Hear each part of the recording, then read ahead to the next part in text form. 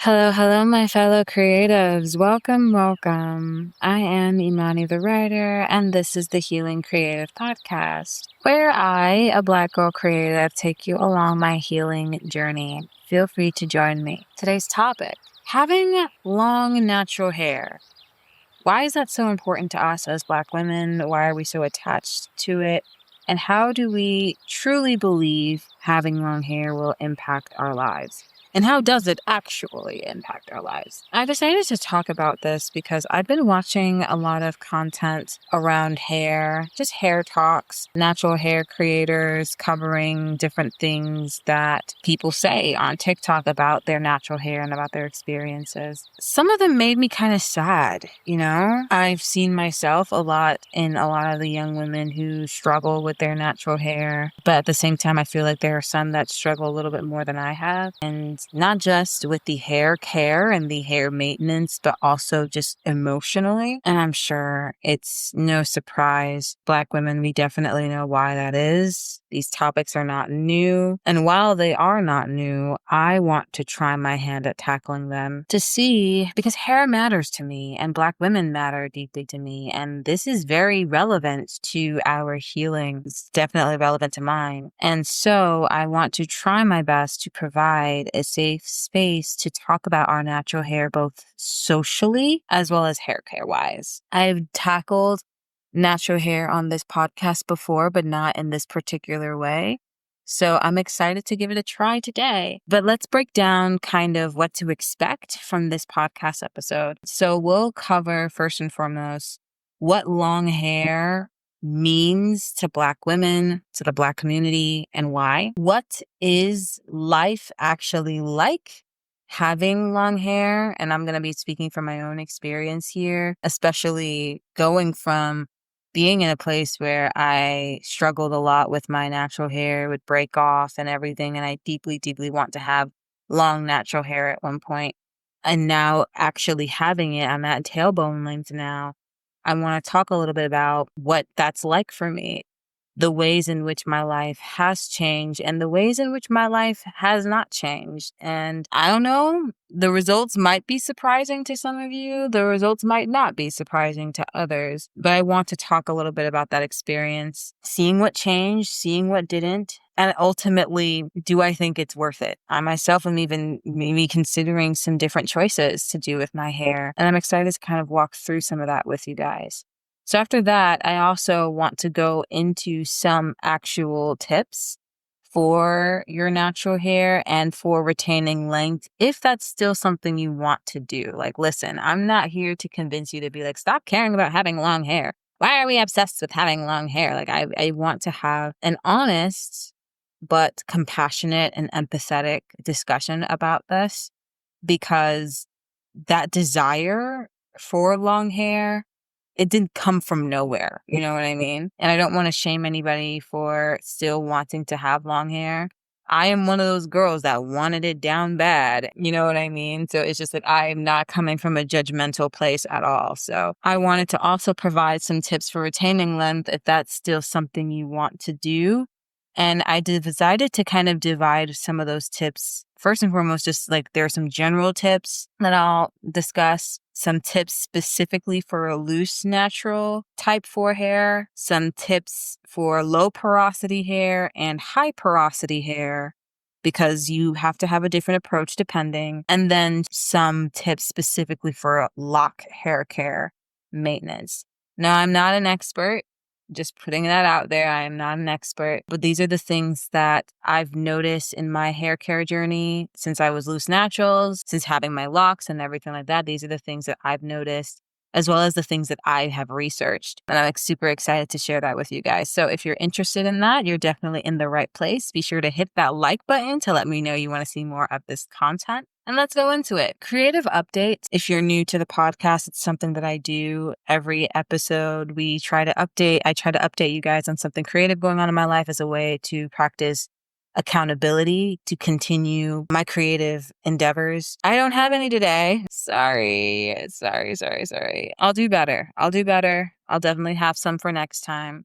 But Let me know about you guys. What sorts of creative things have you been working on? What sorts of creative dreams do you have? What sorts of things are you excited to try? Anything that you'd like to experiment with? Let me know in the comment section below. But let's get straight into the episode. So, why do we see Black women so attached, and some may even say obsessed, with long hair? I'm not asking this question out of judgment. Girl, I was one of those Black women who deeply, deeply, desperately wanted to have long hair. I was there. I am not speaking out of judgment whatsoever. I wrote down a couple of reasons, and they're non-judgmental reasons for why that might be. The first one being negative reinforcement. Where we are in the Black community, we see how we treat each other when our hair is short, the way we mock each other when it's experiencing hair growth problems or when it's breaking off, the way so many Black women are mocked for having like traction alopecia or other kinds of alopecia or any other hair related health issues. And that's just for the hair not being long and what looks visibly healthy. We're also just mocked for the texture that our hair tends to come in. Now, every Black woman has a different situation when it comes to her texture. I think the hair typing system doesn't even really create space for all the different kinds of variation of type 4 hair. Sometimes I think I'm 4A, sometimes I think I'm 4B, sometimes I think I'm 4C. I feel like there needs to be more letters dedicated for type 4 hair. But yeah, we've experienced a ton of mocking, a ton of jeering, a ton of insults for having a bad hair day or just our hair not meeting the beauty standard. And that's part of the reason why sometimes we deeply, deeply want to attain that beauty standard of having long hair. Another reason is all the misinformation that we receive about our hair. We've been told time and time again that it just does not grow. Black hair does not grow. It's tough. It's difficult to manage. It's ugly. It's not beautiful. And we've had a lot of experiences growing up that may even serve as confirmation in our minds that these things are true. It takes a lot to take the time to realize that, hey, none of these things are true. It's just that our hair needs to be studied and we need to take the time to learn about it and understand how it functions and understand what it can and cannot do naturally. Because what's difficult is making it do things it just does not do. We have to accept it as it is and learn who our hair is.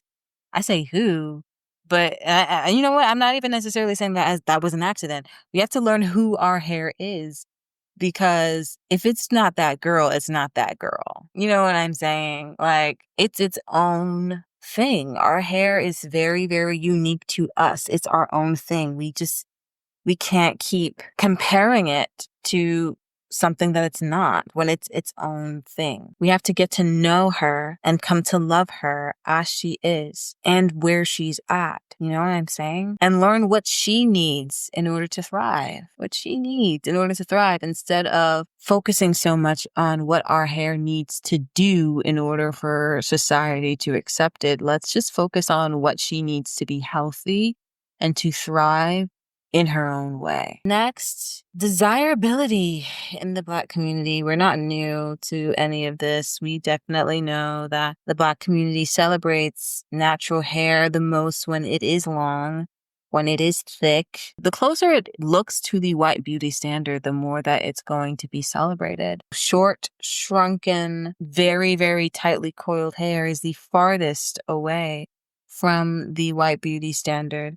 And so, and I feel like, there's a part of us that wants to, in general, we want to be beautiful, you know what I'm saying? So we may interpret being beautiful as being in alignment with that beauty standard. And it's tough, Another reason why we may want very much so to have long hair is we want to prove people wrong. All this negative reinforcement that we're getting, all this misinformation that we're getting, all the people in the Black community telling us that our hair is not beautiful, that our hair is not desirable unless it looks like something else. We want to prove them wrong. We want to show them actually it can be long. It can be healthy. It can be beautiful just as it is. And that's valid. You know what I'm saying? That's valid. We want to prove them wrong because they are wrong. And so these are, I feel like all these combined, it's very understandable why we've come to be very attached to long hair. I don't see why a lot of Black women judge other Black women for loving long type 4 hair, for loving their long type 4 hair, for being obsessed with length and this, that, and the third. There are so many legitimate reasons why that is. You know what I mean? I do agree that the obsession kind of goes too far if you're going out of your way to be mean or rude to people who don't maintain that specific beauty standard of having long tailbone length hair. Like, that's unnecessary. You know what I mean? It's very unnecessary. I want to take a minute to talk a little bit more about how we perceive long hair. What does long hair mean to us? What does it symbolize to us? A lot of the times, having long hair symbolizes femininity, beauty, desirability, and that means something to us because Black women's femininity is constantly being called into question for the most ridiculous and illegitimate reasons. Our beauty and our desirability are always called into question simply for having the skin that we have, simply for our hair growing out of our scalp the way that it does. And that's not fair. But long hair, especially if that hair can be long and very flowy and loose, represent femininity and beauty and desirability in the beauty standard set by the patriarchy, set by white supremacy. And even though we don't like the patriarchy, we don't like white supremacy, we recognize that these are systems of oppression. That doesn't mean we don't want to be feminine, doesn't mean we don't want to be beautiful, doesn't mean we don't want to be desirable, and it doesn't mean that we don't want other people to see us as such. We oftentimes see having long hair as an essential part of obtaining pretty privilege. My goodness. And isn't that just like what the style is? You know, whenever we see content on pretty privilege on the internet, I don't think I've ever seen someone talk about pretty privilege with short hair.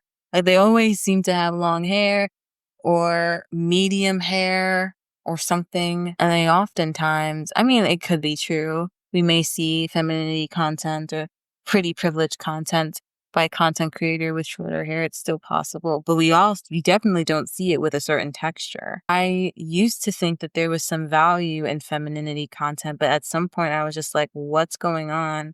Why don't any of these women wear their natural hair? Every single one of them wears wigs. Every single one of them wears weaves. What does that say about your beliefs on what femininity is and what femininity looks like? But now people are saying the quiet part out loud. They're saying straight up that our hair is not feminine. Black women are saying this. It's one thing when Black men say this, but Black women who are in these femininity spaces and claiming that they have what it takes to teach women how to be a feminine goddess, they're saying out loud that our hair is something we'll have to sacrifice in order to obtain that ideal because it holds us back. And I'm not okay with that. That sounds ridiculous to me. That sounds absolutely ridiculous to me. But you know, sometimes we think about it, and sometimes there are Black women who genuinely consider it and go through with it because we assume that pretty privilege is worth it. We assume that pretty privilege will automatically lead to a better and happier life. And so we do whatever we must in order to obtain it. The sad thing, too, is that people talk about the downside of pretty privilege a lot. I've mentioned on a podcast episode somewhere or whatever that pretty privilege, just like any other privilege, was never supposed to protect you from having bad things happen to you. It just determines which bad things probably won't be your problem. You know what I mean? Same with white privilege. Having white privilege is not going to prevent you from ever getting arrested ever in life.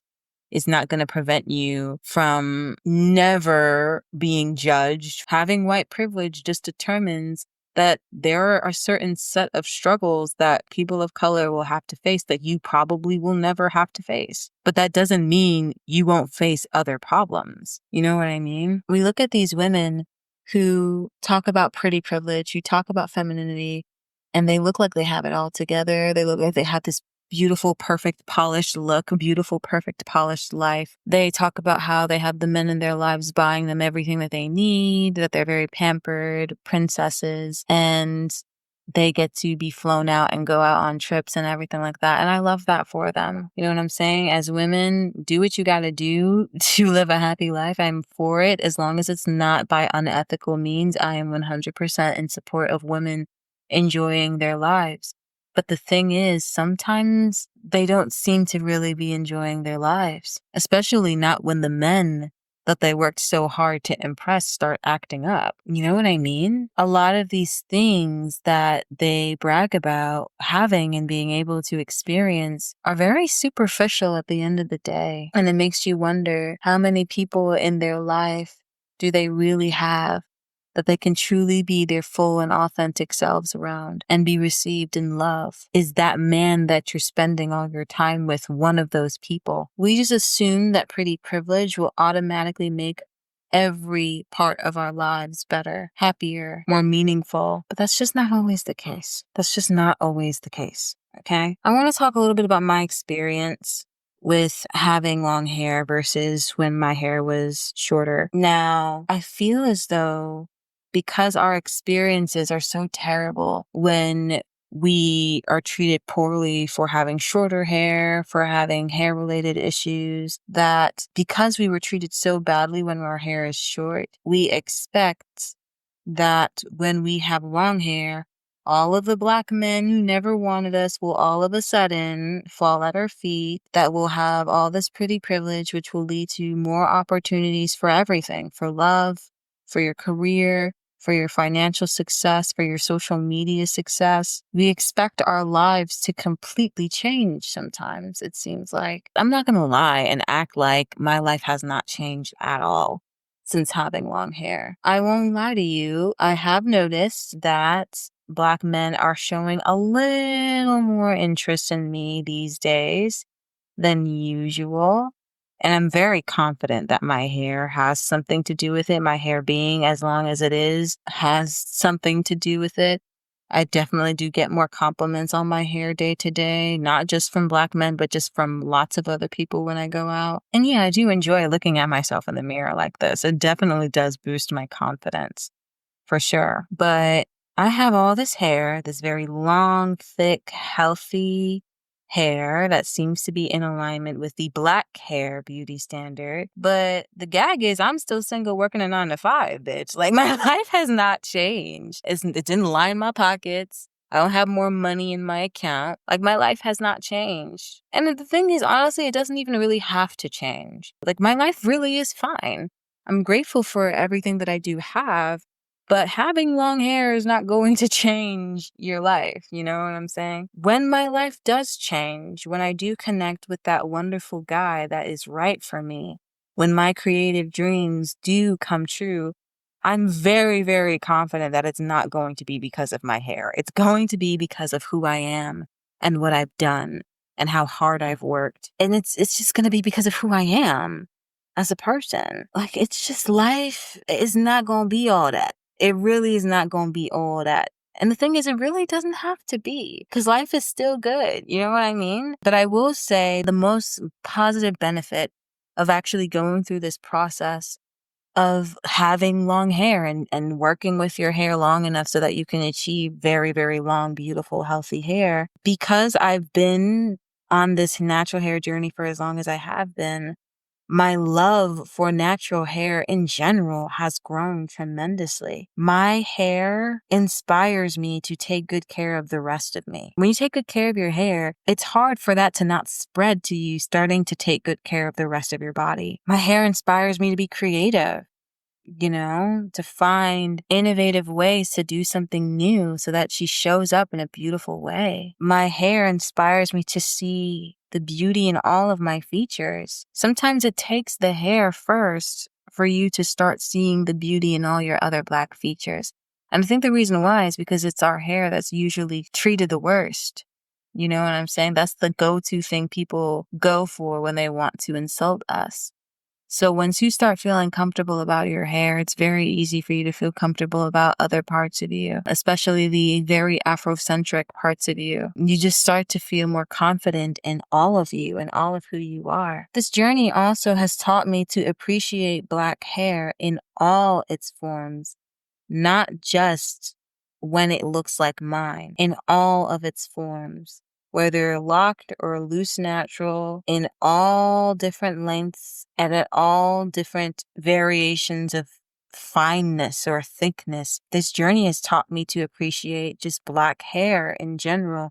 And that in turn inspires me to see the beauty that is Black women. Black women literally have me in awe every day, every day. I think that we're so beautiful. I think that our hair is so beautiful and brilliant. And every day I get on social media and see a Black woman take her creativity to a whole nother level with her hair. I am just so amazed. And that's another thing about my hair. My hair inspires me to love Black culture and Black creativity even more. Like it's like it connects. I feel more grounded to my community. And I think part of that is because my hair, I don't know what it is about my hair. It could be that my hair makes me feel more in connection to myself and my Blackness. And maybe that connection through my hair is like, oh, I want to find more ways to further connect with the Black community, to further connect with Black culture, to further connect with Black creativity. It is also because my hair just tends to be a topic of conversation between me and other Black people. A method of introduction. It's the thing that it's oftentimes the icebreaker in which we start connecting and start talking and getting to know each other just because it is so different and unique and it does tend to get a lot of attention. And so I just feel like my hair has allowed me to connect with other Black people in a more meaningful way as well. It's very weird. I don't know why and I don't know how, but I think that there's something beautiful about that. I genuinely do. My hair has made me feel more connected to the history, to our ancestors, and it sparked a curiosity in me to learn and understand what different African tribes were doing with their hair and why, and what it symbolized, what it meant to them, how hair formed a community, a family place. My hair inspired a lot. It kind of just and it did so simply by doing its own thing and being itself. It didn't have to do anything. It's literally just dead cells, bro. But it inspired a lot of growth within me, and that means a lot to me. Part of me believes that I think all Black women would emotionally benefit from doing the work to retain their hair length.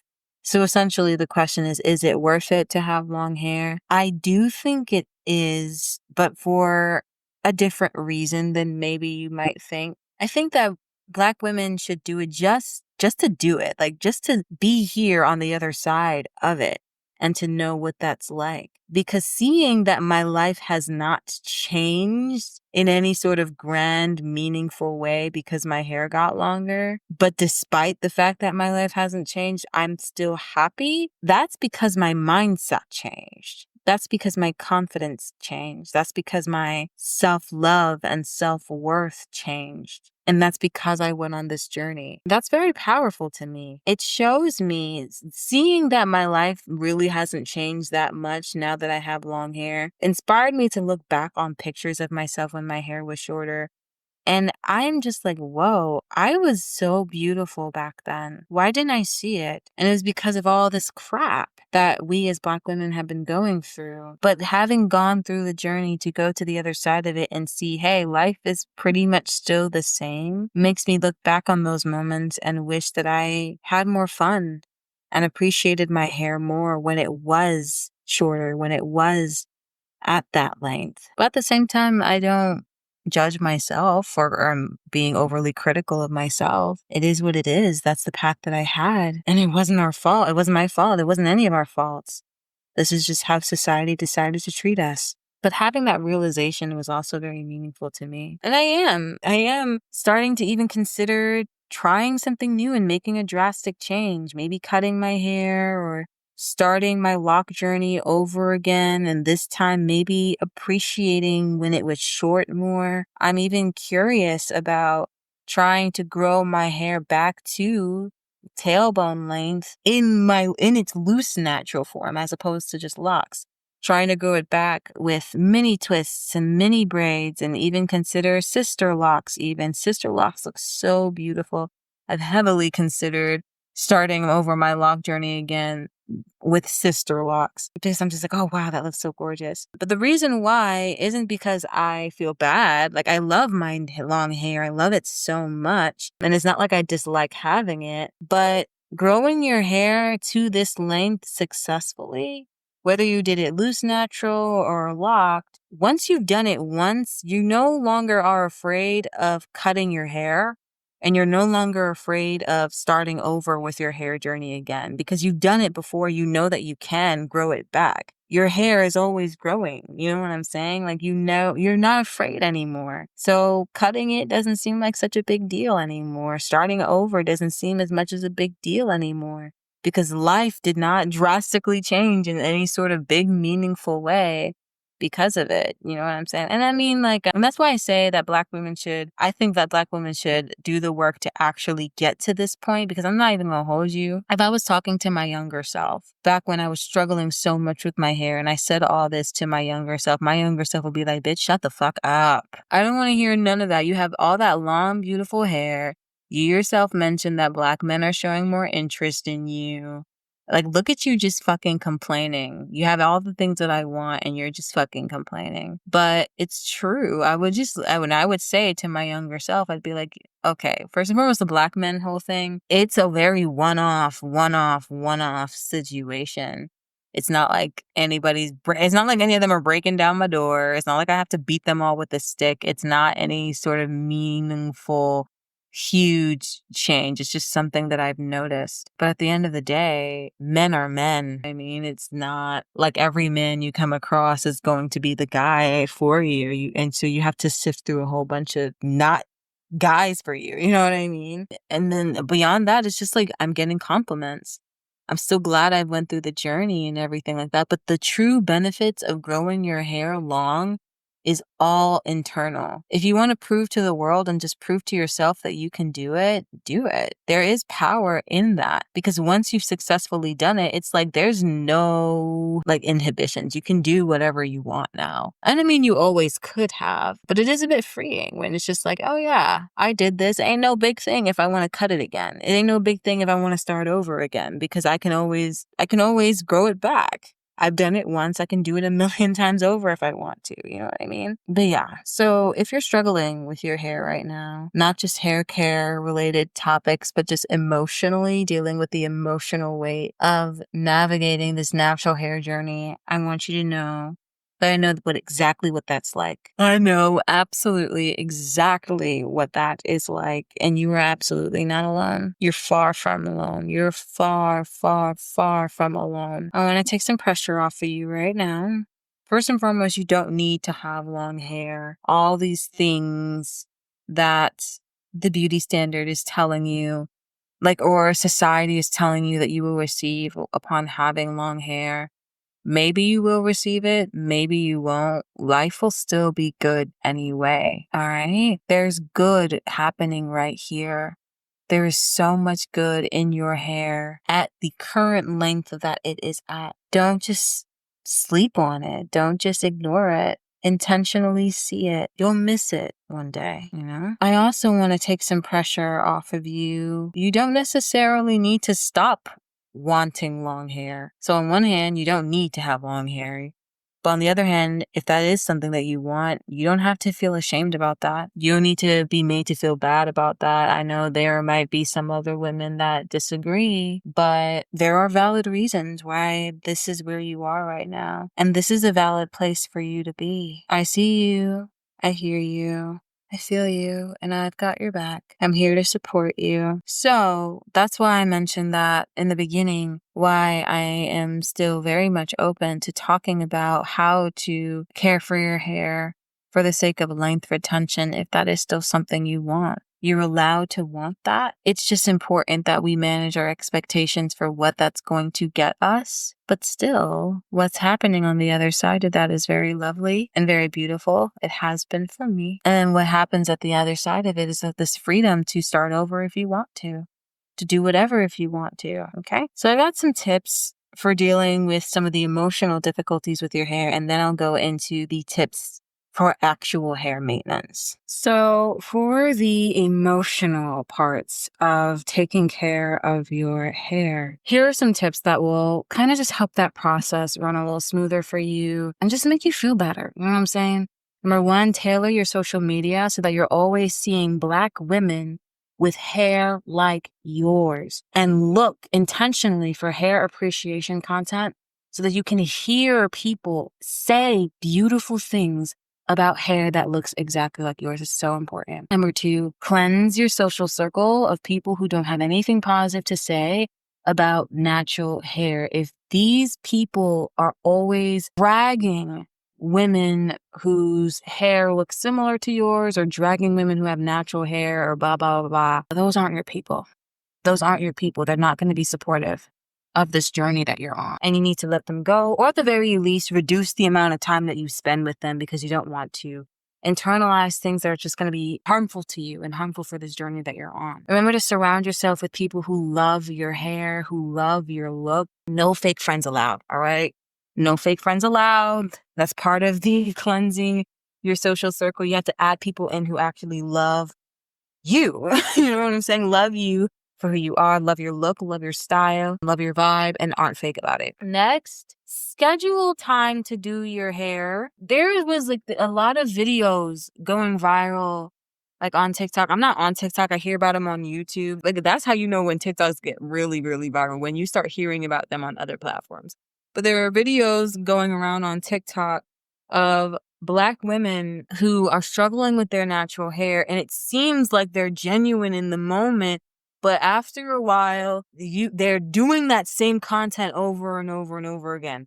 And the one thing that they all have in common is that they don't schedule time to do their hair. They give themselves 30 minutes max to figure out what to do with their hair before they have to go somewhere. And bro, that's 30 minutes max to learn how to do, because you already know that you don't know how to do shit with your hair.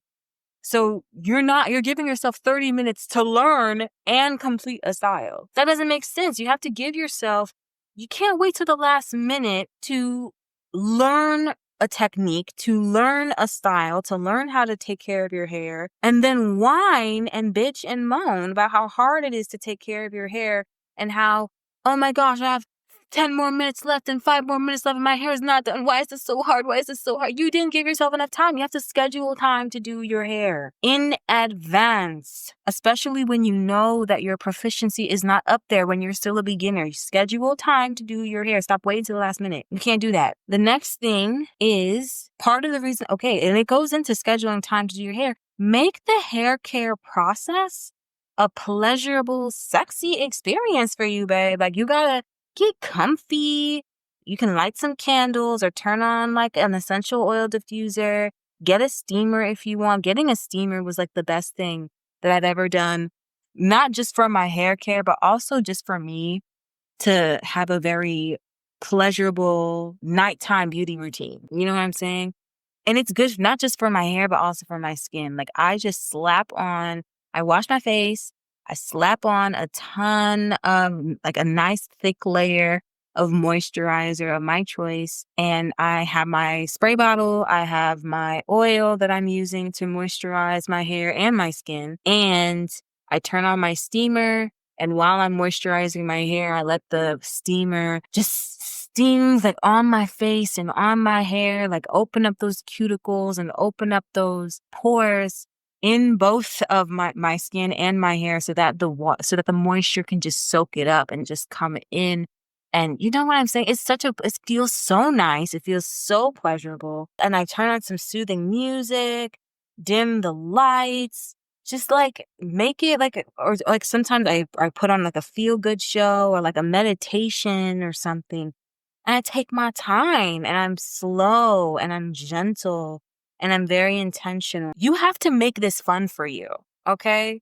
Because it's not going to be easy at first. So you have to make this fun for you. You have to make this a pleasurable experience. You have to make yourself feel nice. You have to make it feel like luxury, babe, because it is luxury. It's a luxury to have the hair that we have. It's beautiful and it's wonderful. And taking care of it is a moment of connection between myself and my hair. And sometimes when I put on some meditative music, like I feel like I'm connected with the ancestors, child. Like it feels like you have to make this a good experience. Make it nice, a pleasurable experience for you. The next thing, you have to remember to look at yourself in the mirror and intentionally spend time to see the beauty in your hair and in yourself. It's so important that you take the time to do that.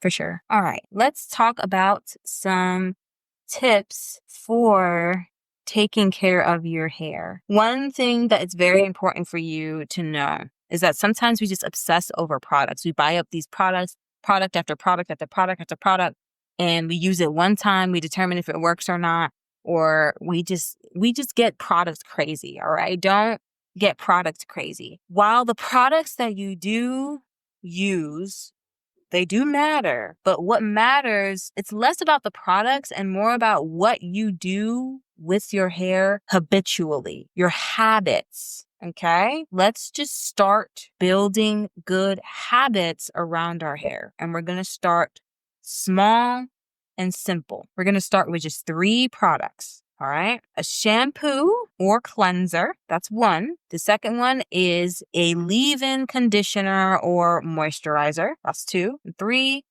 a deep conditioner or some sort of hair mask. Those are 3 products that you need. You don't need more than that, especially when you're just starting out. You don't need more than that. Picking those specific products depends on your porosity. Let's just talk about what hair porosity is in general. Hair porosity is essentially how porous your hair strands are. And porous essentially just means like the holes. How many holes are in the hair strand? How open are those holes, essentially, or how closed off they are. So when you have low porosity hair, forgive me if I'm butchering this, but the pores in your hair strands are usually a little bit more closed off than someone with higher porosity hair. And you have to pick your products very carefully when and we're going to talk about it when we go into our different tips for high porosity versus low porosity hair.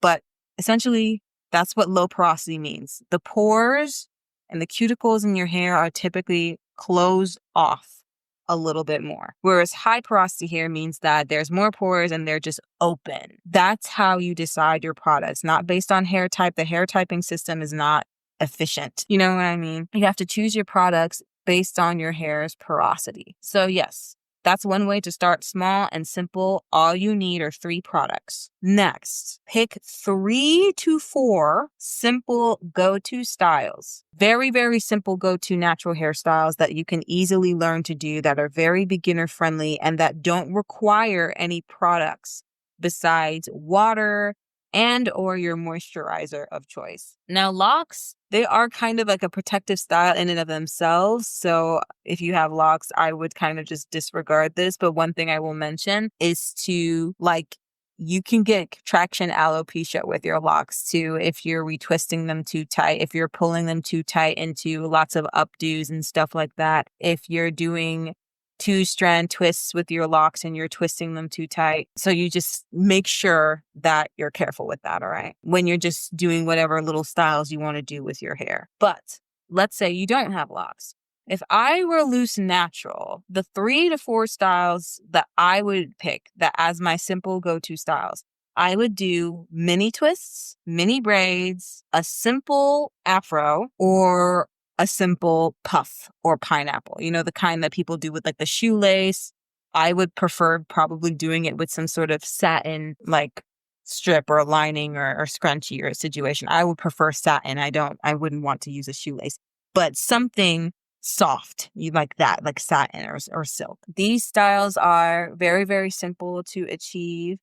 You don't have to do them perfectly and they'll still look really, really nice. You don't need gels and junk, a whole bunch of product and shit. You don't have to straighten your hair or anything in order to make them happen. You're dealing with your hair in its natural shrunken state. All you have to do is just make sure it's hydrated and well moisturized. And that's it. So the reason why I say pick 3 to 4 simple go-to styles is because you can learn more complicated styles as you go and use accessories to spice things up whenever you get bored. But it's great to have those go-to styles so that if and when, let's say, you're trying something new and it doesn't work out the way that you want it to, it doesn't turn out the way that you hoped, you can just wet the hair. So you can just literally just start over by wetting the hair, moisturizing the hair, taking it out of that style that you had it in, moisturizing the hair, and going for one of those go-to styles so you don't have to worry. You know what I mean? Just take it out, you can get an afro pick, get some water, pick it out, and go if you want to do an afro. Or get your little shoelace if you want to use a shoelace or whatever, and take that afro, put it in a high puff or whatever. You know what I'm saying? Like, you have your go-to styles that you can just use if you tried a thing, it was a learning experience, it didn't work out. So that's what you do. And these are the go-to styles are going to be the biggest parts of your routine. Another thing, again, it's very important to be gentle with your edges. Don't do anything that's going to be pulling on them too tightly. This is especially so with braids, and that you have to be very, very careful to not be too tight with the braids, okay? And next is to know the warning signs. This is something that I am learning and really coming to grips with this year, all right? Warning signs are indicators that can tell you that there's something wrong with your hair. You have to know what those warning signs are and how to fix them. So again, I'm not a hair professional, but these are the things that I've noticed and these are the things that have worked for me. Take what I say with a grain of salt, but it could be very helpful for you. All right. So this is the part where we go through the warning signs and the action steps. I decided to kind of format this like, if your hair is like this, then this is the problem and this is what you need to do to fix it. That kind of vibe. All right. So I'm going to start off with general warning signs with Afro kinky textured hair, low porosity and high porosity warning signs specifically. And then I'll also mention lock hair care warning signs as well. All right, let's start with natural Afro kinky textured hair warning signs. Number 1, if your hair feels dry, crunchy, or straw-like, it's a sign that you may need more moisture. So you can try the lock method or the LCO method.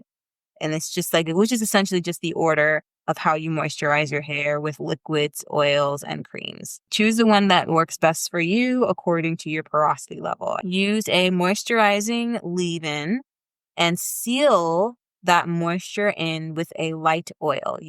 For example, you can use jojoba oil. And be sure to deep condition weekly and with a moisturizing mask, and just kind of monitor the results to see if that helps with the dryness. If your hair breaks easily when detangling or styling, it might be a sign that you either need more protein for your hair or you're being a little bit too rough with the hair when you are detangling it or styling it. So if you feel like the hair itself is just weak, like you're being gentle with it, you're being soft with it, but it's still breaking.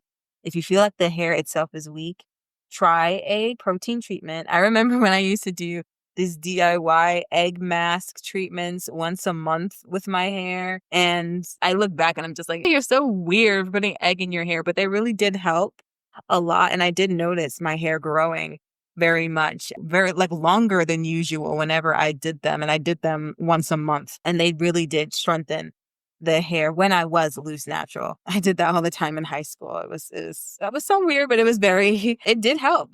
I can't knock it. It definitely did help. Remember to detangle your hair gently.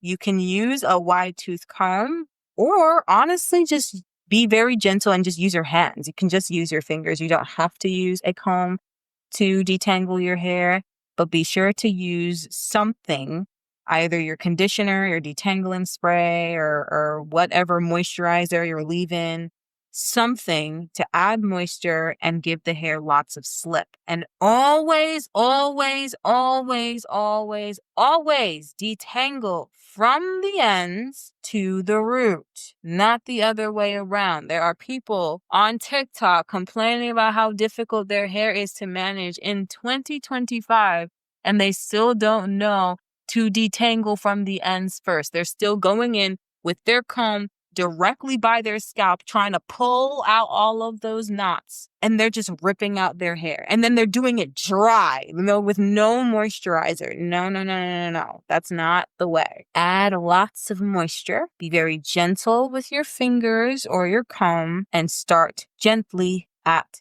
the ends. All right. Number 3, if your ends are see-through or frayed or split, it may be time for a trim. People recommend every 3 to 4 months for your hair health. Split ends are not going to repair themselves. All they're going to do is just get worse and worse and worse over time the longer that you leave them. So it's important to trim your hair when it's stretched or blown out in order to get an even cut every 3 to 4 months. If your scalp feels flaky, itchy, or sore, it may be because you have buildup, dryness, or irritation from the products that you're using. If that's the case, try to use these products in isolation. Try to figure out which one it could be causing it. You know what I mean? So try one, see how it behaves for a week, and then go 1 week without it and see what happens. Kind of just what's it called? Exposure? Something or whatever, where it's just it's like the allergy test. Basically, when you know you're allergic to something, but you're not quite sure what it is. So you have to try different things and introduce certain things to your diet in moderation, one by one by one, so that you can figure out what exactly is causing the problem. You have to do that with the products to figure out what products specifically are causing irritation if you are feeling extreme irritation and dryness around your scalp. It can also be helpful for you to clarify your scalp with an apple cider vinegar rinse or by using a clarifying shampoo. Make sure it's sulfate free. Be sure to oil your scalp with very, very, very light oils. Don't use something too heavy that can add to the buildup. Something light oils. Keep it light. And remember not to pile on too many styling products between washes.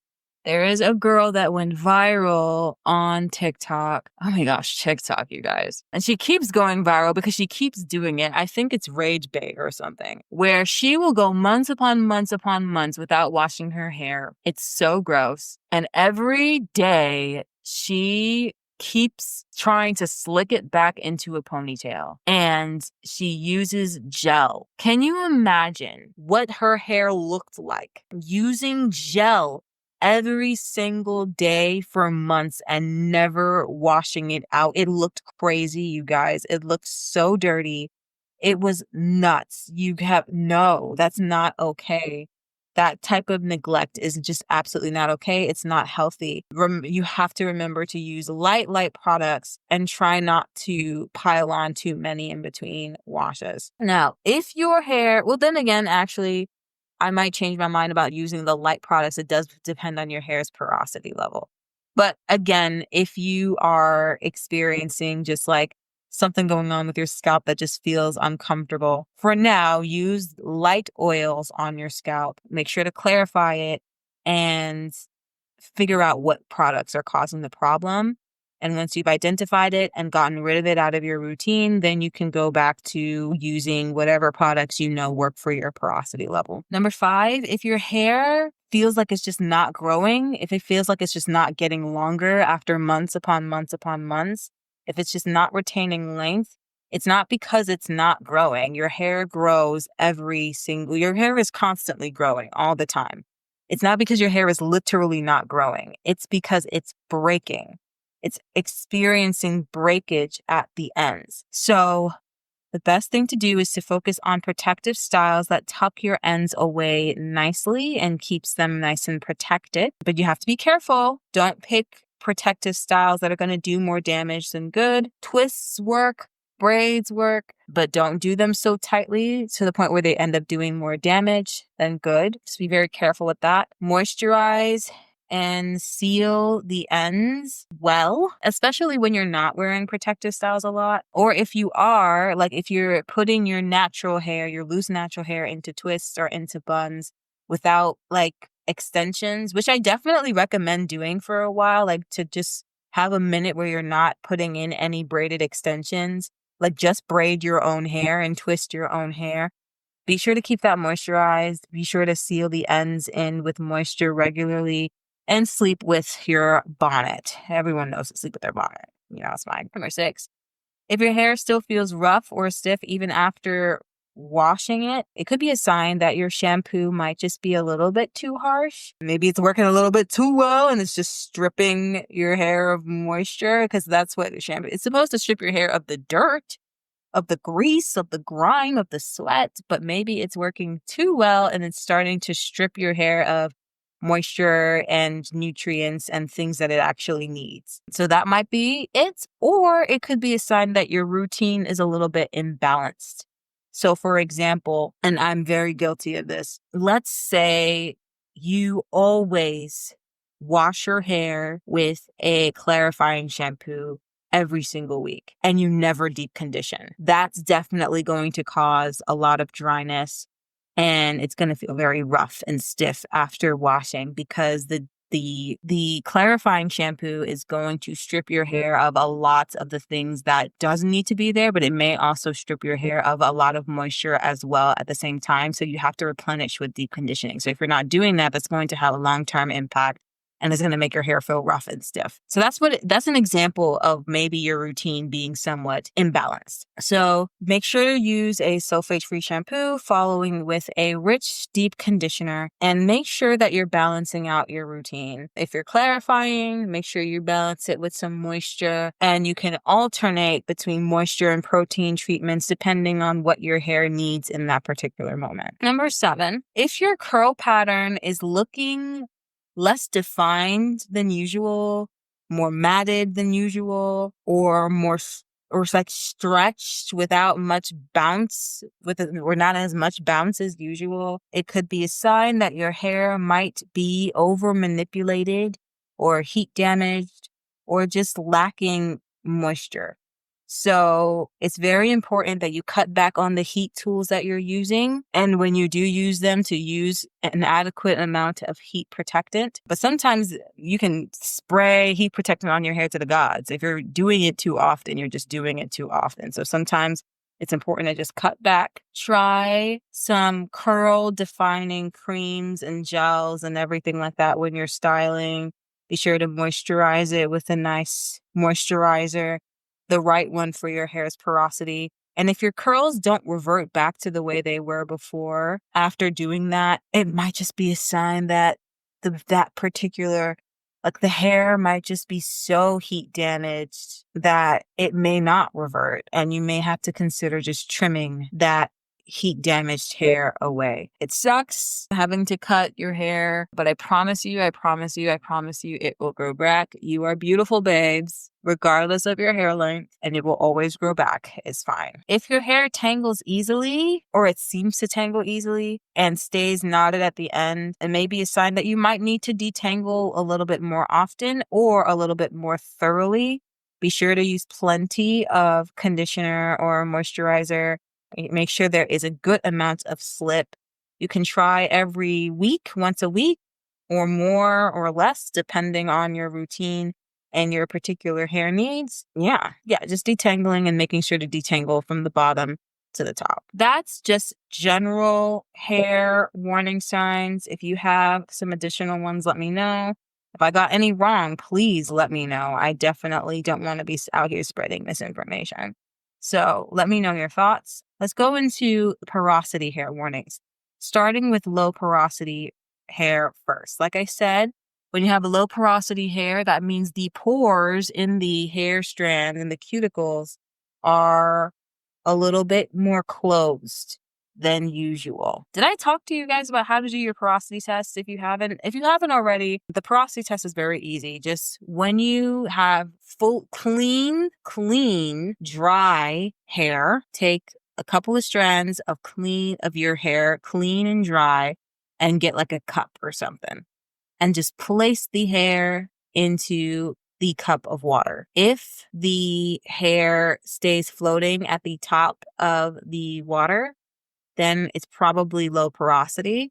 If it sinks very slowly to the bottom, then it's probably medium porosity. But if that bitch sinks very, very quickly, like within seconds to the bottom of the cup, then it is very, very high porosity hair. Do that test first if you haven't already. But if you have low porosity hair, that means that it's the hair strand floated at the top, right? And the reason why is because it's not very porous. The holes and the pores and the cuticles are closed, allowing it to float. What this means is that the low porosity hair tends to resist moisture a little bit more because moisture has a little bit more of a difficult time passing through to penetrate the strand because the holes are closed.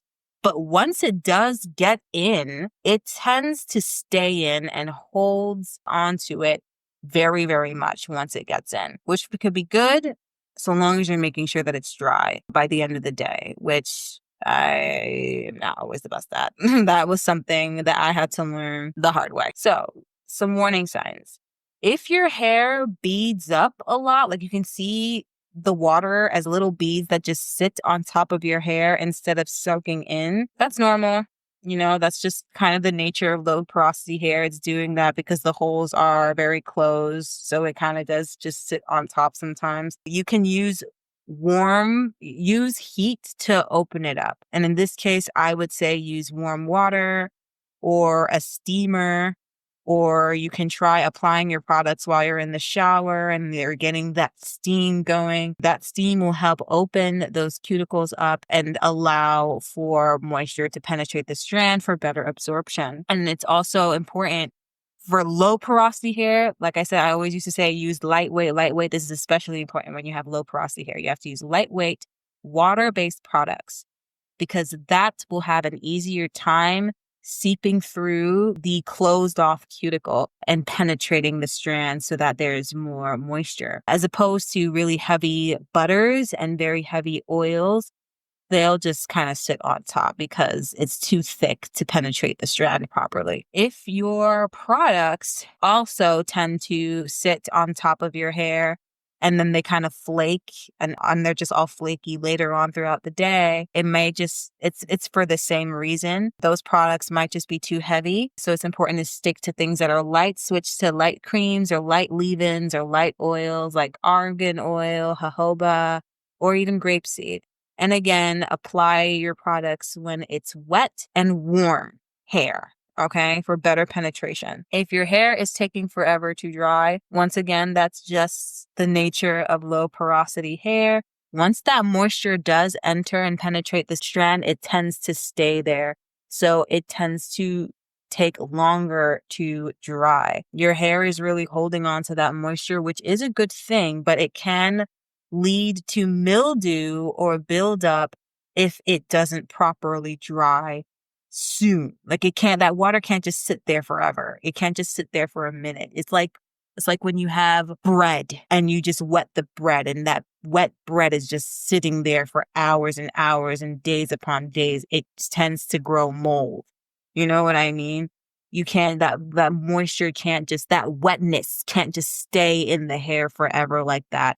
It does have to dry properly at some point. So use hooded dryers or diffusers to dry your hair thoroughly after a wash day. My hair has gotten so long that I had to invest in a Rev Air hair dryer because I just needed something a little bit more powerful. You know what I mean? And it's just really helpful. Especially since I have low porosity locks, that makes the issue even worse. So I just needed something way more powerful. And it was really, really helpful. Also, it's important to avoid layering on too many products that will block airflow. Now, if your hair feels dry but greasy, like it's dry, you can feel that it's kind of like dry, but there's just grease on top, it's probably because you're just sealing in dryness with oil. It's very important that you wet your hair first. You add moisture to your hair first before sealing that moisture in with oil. Like I said, use water-based leave-in first, or you could even just use water and then add your oil. Yeah. If your deep conditioners seem to not be working, it's probably because you need heat to lift the cuticle, open up those pores. You could use a thermal cap, a hooded dryer, a hot towel, or in my case, a steamer to boost those deep conditioning sessions a little bit more and allow the deep conditioner to melt in properly and penetrate the strand better. And for regular day-to-day use, make sure to stick to protein-free and very moisture-rich deep conditioners. I use ChatGPT to help me get recommendations for the very specific products that I use. Sometimes there's just so many on the market and I need a choice. So I let them know what my hair type is, my porosity levels, what problem I'm having with it, and tell it to give me recommendations. It gives me a list of recommendations. And then I do a little research with like looking into content creators that have used that particular product and what that experience was like. I look at the reviews, compare price points, and decide ultimately which one is best for me. I even asked ChatGPT to kind of rank them in order from best to worst for my particular hair needs and to explain to me why. That's also very helpful. AI is really helpful, you guys. Let's talk about some high porosity hair warning signs. Now, once again, when you have high porosity hair, that means the pores in the hair strand are a lot more open. Now, the great thing about that is that moisture can penetrate the strand very easily. The hair is very easily absorbs moisture very quickly.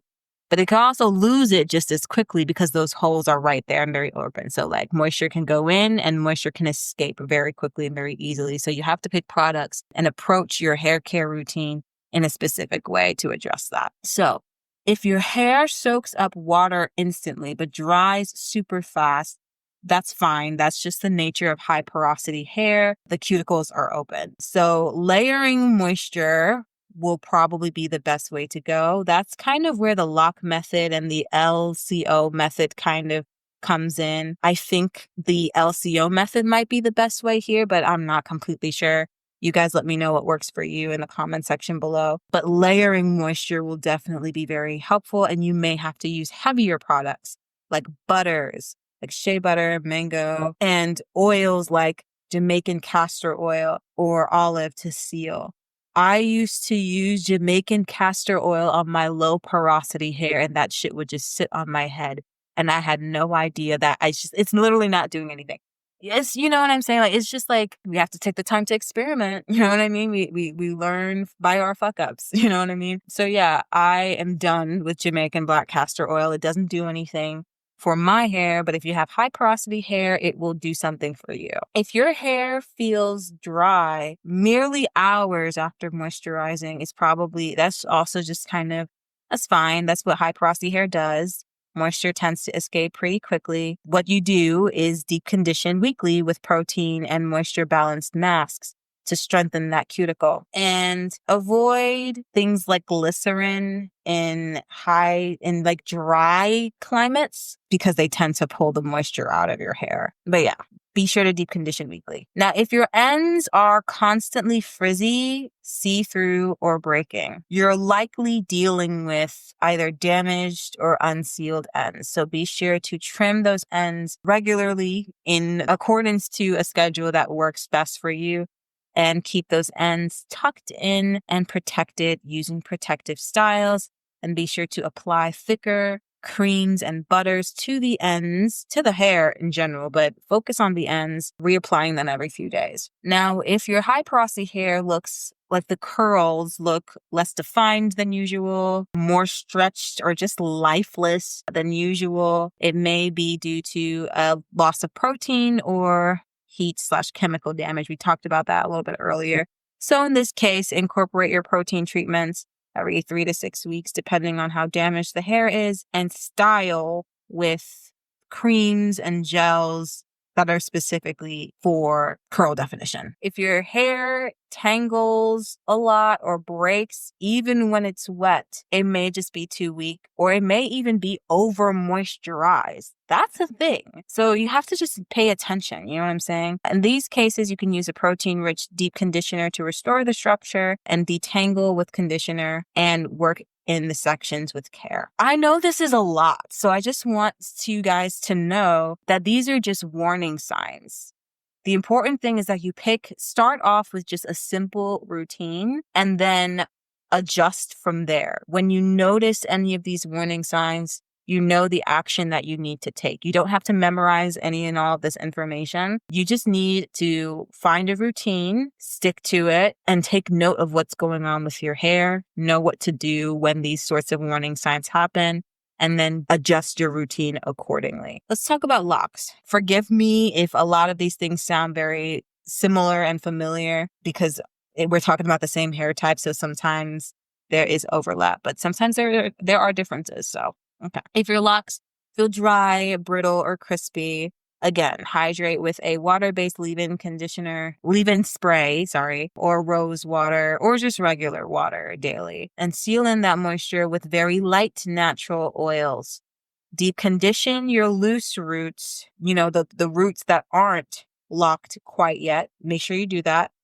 And try steam treatments. I do that all the time. You know what I'm saying? But try to avoid over conditioning your mature locks. That's kind of what after doing some research, this is kind of the journey that I have to work on. I'm learning to hydrate daily with just water and remember not to go conditioning crazy with everything. You know what I mean? When I'm doing my wash days, I'm going to focus my regular wash days on just using a moisturizing shampoo without deep conditioning, but I'll definitely deep condition when I'm clarifying. Maybe I'll do one more just with deep conditioning with a moisturizing shampoo just because the dryness is kind of crazy. I'm going to do it one more time and kind of monitor it, see how it's going before trying to, I'm not going to make this a part of my everyday routine. You know what I mean? But yeah.